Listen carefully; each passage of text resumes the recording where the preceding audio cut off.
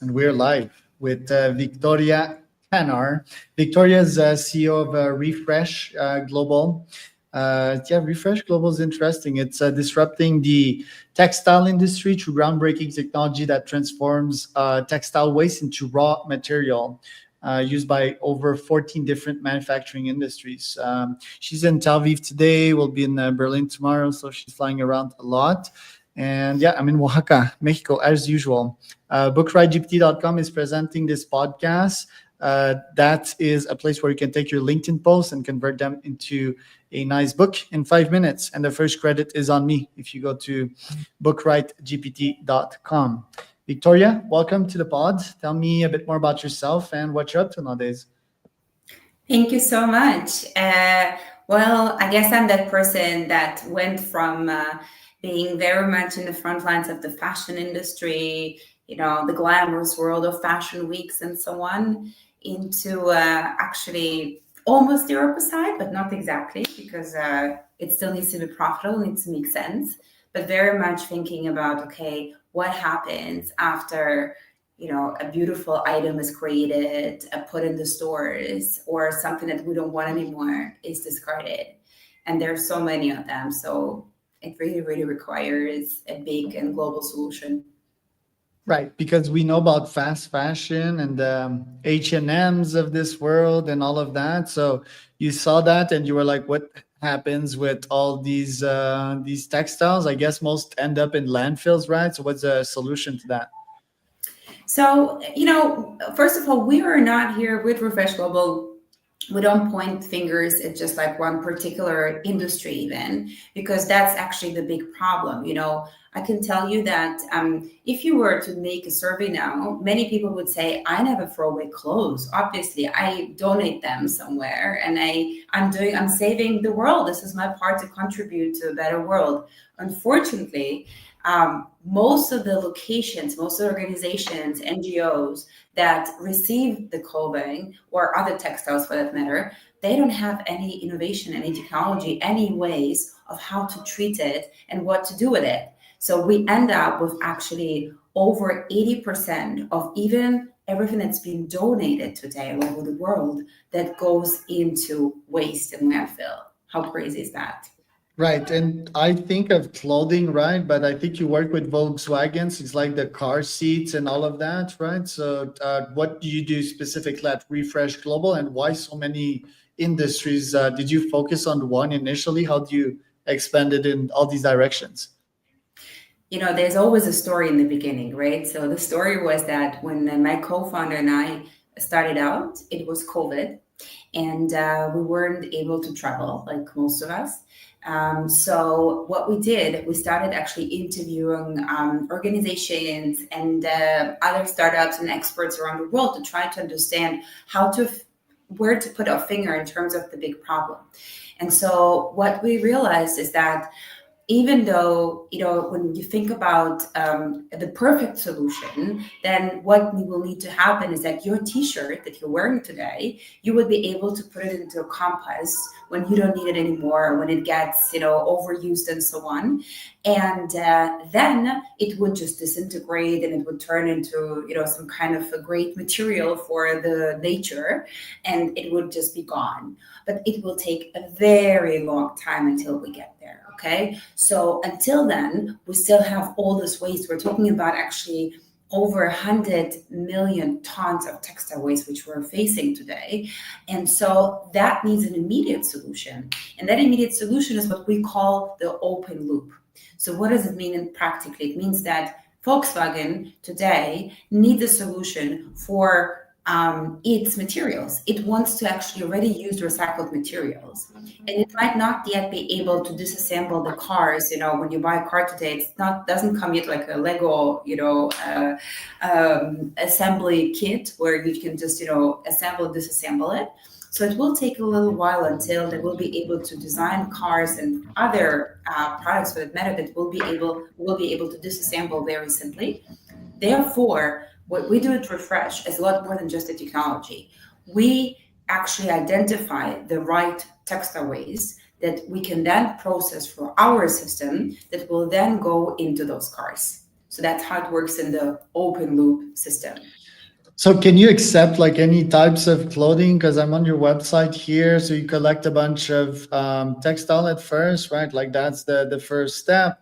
You sort of recycle it sustainably, and I read here re-nano. So yeah, I can picture all these pieces of clothes going into there, sort of disintegrating, right? And on the other side, you get this thing here, and then you can weave that into any patterns that you want. So can you describe the process precisely? Can you accept like any types of clothes?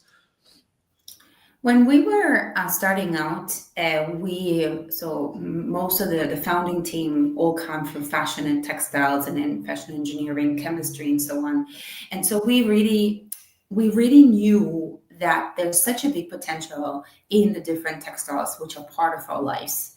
And so we knew that when we find a way of how to treat it well, we could actually have a really great outcome from it.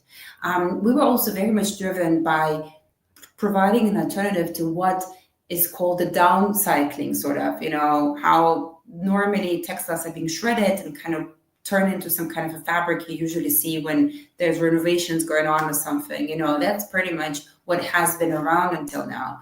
So in our vision, we really wanted to maximize the capabilities and the possibilities that would come out from the textile waste. We also wanted to be zero waste. We really wanted to try and provide the maximum solution to what's out there. Okay. Now, we also said that if there is something else that can be done with discarded textiles, then that should come first. There's the classical view on textile recycling circularity is reuse, repair, all those approaches, and we completely support them. But again, unfortunately, and we did speak already about fast fashion, in most cases, in the majority of cases, you really need to recycle it.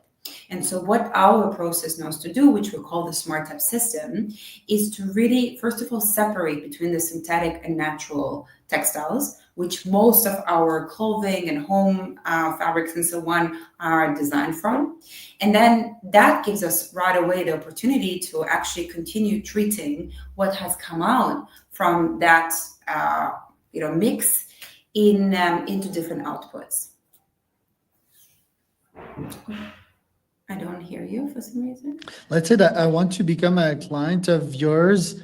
I see that I can order a sample on your website, and then what's the process? Like, how much will I pay you? Like, as a customer, like you do the recycling, you're fully in charge of that, right? Like getting all these pieces of fabric and sort of melting them chemically, and getting an output of that. But as a customer, I just want to put like the sustainable badge, sort of, right? So that's what I'm getting out of it. But I also want like a high quality product.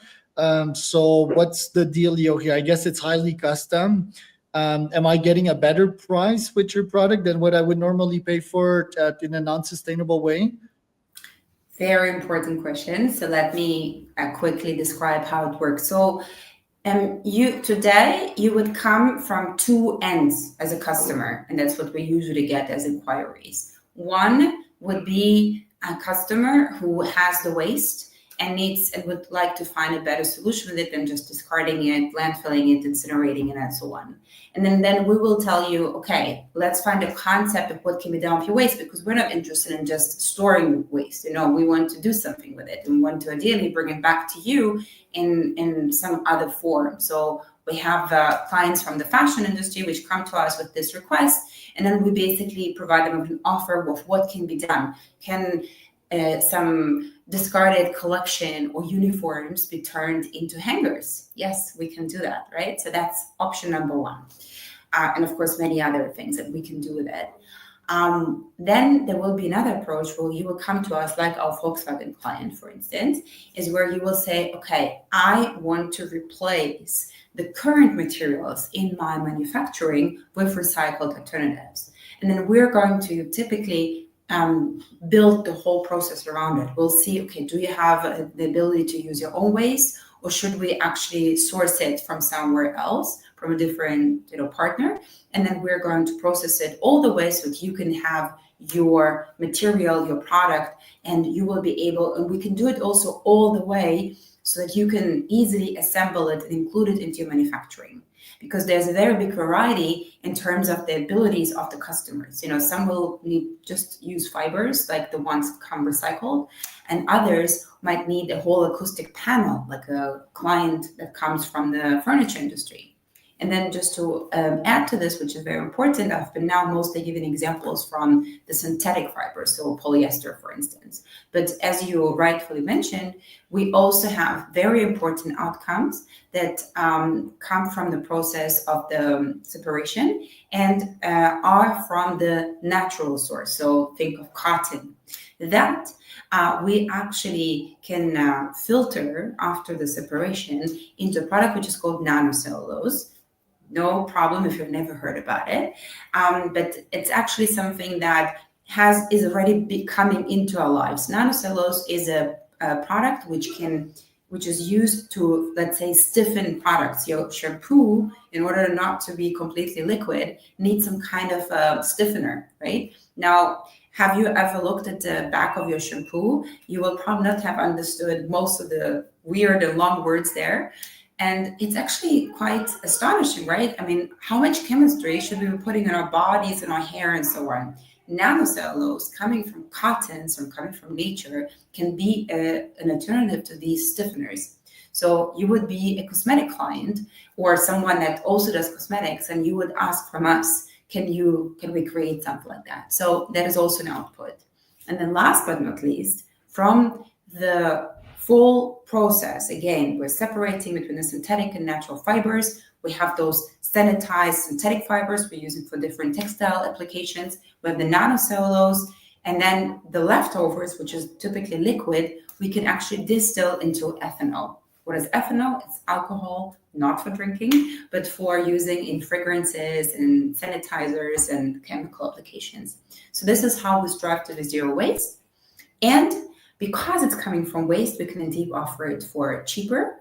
And also we can offer it from local waste. I mean, that's what we do. Right. And I guess that's why you sought 1.4 million in investment to create the plant initially. Looks like a quite challenging business, though, and you started that during COVID. So what were the challenges you went through, and how did you get to the other side of these obstacles?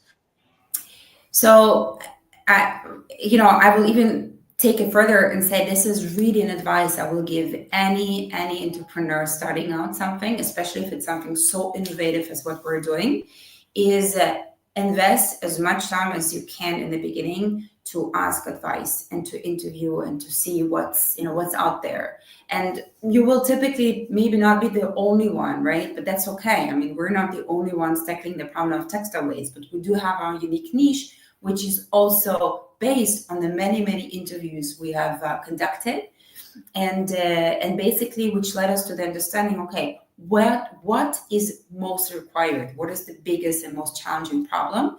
And some people maybe take the easier route, but we decided that we want to do this. Quite pioneering, quite challenging, but also super exciting.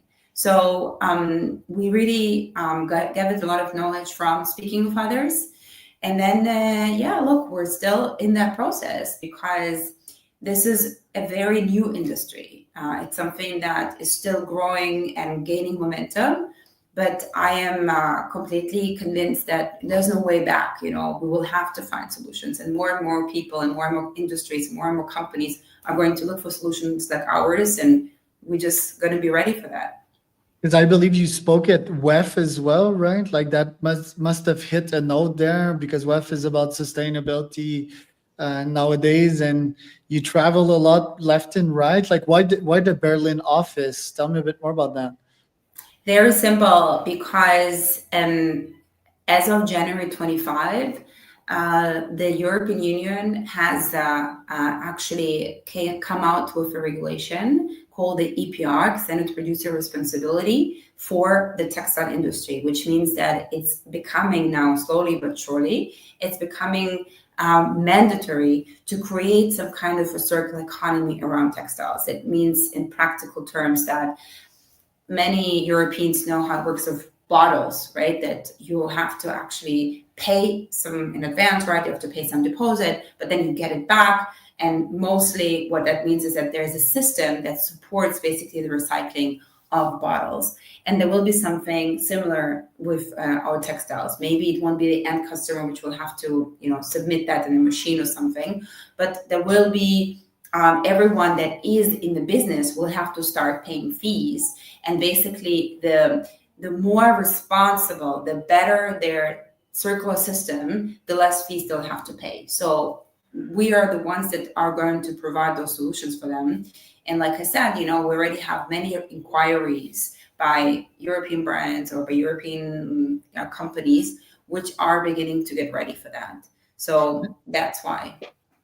Yeah, EU is sort of leading the way on the sustainability front, which is good. They're sort of slow on the startup innovation side of things compared to Silicon Valley, but I think they're doing things well, generally speaking. What's the future of sustainability and fashion? Because we've seen Patagonia, I think, do things pretty well, right? Like we see all these VCs with these Patagonia vans that they proudly wear, just like Tesla was quite trendy amongst VCs for some time, and it led a revolution, right? Like, what are you seeing on that level at the intersection of fashion, AI, personalization, and health as well? Because I believe there's a bunch of clothing that we put on ourselves, on our skin, and it's filled with like toxic shit, So what's the future on that level? So I think that a lot of changes will really need to happen. And here I will kind of, go back on what I said about the bottles. I think that this is even more important, right? Because this is really what you said, we're wearing it, There are so many studies which show that there's so many diseases that people suffer from, and not only skin diseases, even more, that actually have come from fashion, from fast fashion. Because honestly, like who in their right mind will really believe that a $2 or $3 t-shirt or something can in any way be healthy for us, right? Not to speak how unhealthy it is for our planet. So changes will have to be radical, okay? And let's maybe look into different industries you just spoke. So we spoke about health now, and hopefully the health industry will also come forward and support this more, because right now they kind of have not been related to this at all, except for maybe a brief period during the COVID where, there were a lot of kind of protective gear. So they started looking into that space, but, now it's had gotten completely separated again. But you mentioned AI. AI will be helping and identifying all those problems, identifying composition of textiles, because it's clothes still, as we know, mostly made in a very way far away from where they're being sold and marketed and so on, and then discarded. And there's a big need in order to recycle to understand, okay, what has actually gone into the manufacturing of those fabrics and clothing. So AI will be play a big role in there, and also it will play a big role in helping on the local level, like for municipalities and then local organizations, to find the best solution of what to do with the waste once they will have again no choice, but will have to start collecting from households and so on, and have to collect it separately. So it will play a big role, and hopefully it will also help bring together the stakeholders, because there's so many different stakeholders in this industry, which is also one of the reasons why it's so complicated, why it's taking also quite some time to start implementing all those changes. Finally, the customer will have to get used to some changes too. What do you think about entering a store and seeing in a collection where not all the t-shirts look the same? This is circular economy, because if it will be coming from different types of waste, then they might not look the same, and the cars that you will be driving might also look a bit more different. I truly hope that with the right education and awareness, that we, the end customers in the end, will all be supportive of this, because I don't see a problem with that. But as you can see, there are a lot of aspects of how to get used to it. think we could sort of meet in the middle, consumers and yeah, sustainability. Like, why couldn't I buy a shirt that sort of evolves with time, changes color, changes with my emotions, and is smarter? You know, like why haven't we seen more smart wearable in the fashion side of things? Something that adapts to my body temperature, can absorb heat or sweat, for example, and can stay clean, you know, like auto cleaning. Why haven't we seen that yet? Very simple. So, well, simple for me because I come from the fashion industry and this is what I can tell you. Think about it.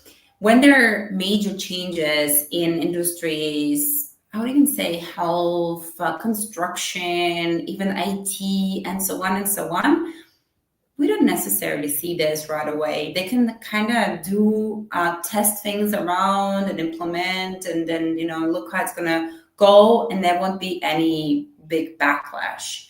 Fashion is all about the eyes on like who did what and what they have come out, and you have at this point not just mainstream journalists but bloggers and millions of eyes on what this or that brand has actually done lately. Okay, their whole businesses were connected and can be destroyed in 1 minute in today's age, social media and so on. So it's harder and harder for the fashion industry to introduce something which even partly will correspond to what you just mentioned, right? If it's all of a sudden, like I said, a collection of t-shirts which don't all look the same, or if it's whatever it is, right, which has to do with this whole recycled approach and so on, it's very, very, very challenging. So this is why, again, I'm coming back to joining forces, that needs to start, let's say, with the media helping educate and make the end customers much more forgiving, much more open. It takes, but it also takes a lot of courage from the brands to actually take the lead and say, this is what's going to happen right now.